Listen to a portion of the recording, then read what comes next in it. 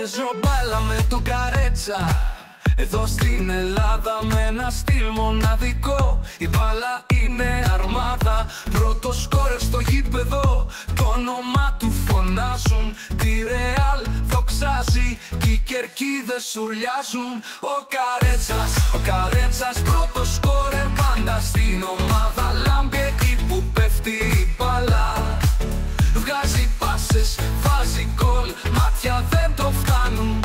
Στο χορτάρι είναι βασιλιάς κι όλοι το παραδέχονται.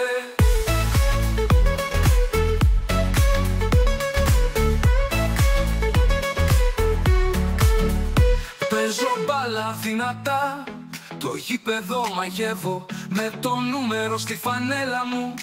Απαντές ζαλίζω, κάθε σουτ είναι καταιγίδα κι αντίπαλη άμυνα βρέχει. Όπου περάσει ο Καρέτσας, ιστορία γράφει. Ο Καρέτσας πρώτο σκόρερ πάντα στην ομάδα. Λάμπει εκεί που πέφτει η μπάλα, βγάζει πάσες, βάζει γκολ, μάτια δεν το φτάνουν. Στο χορτάρι είναι βασιλιάς κι όλοι το παραδέχονται.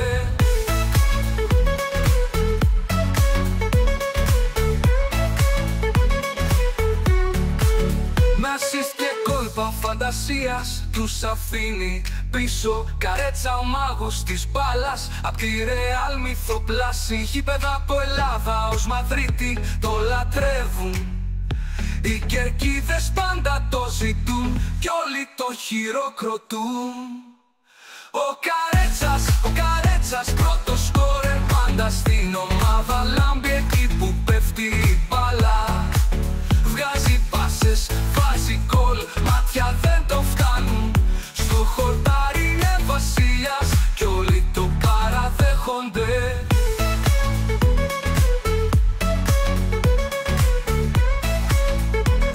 Κι όλοι το παραδέχονται. Με assist και κόλπα φαντασίας τους αφήνει πίσω.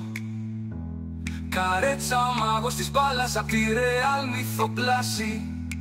Γήπεδα από Ελλάδα ως Μαδρίτη το λατρεύουν. Οι κερκίδες πάντα το ζητούν κι όλοι το χειροκροτούν.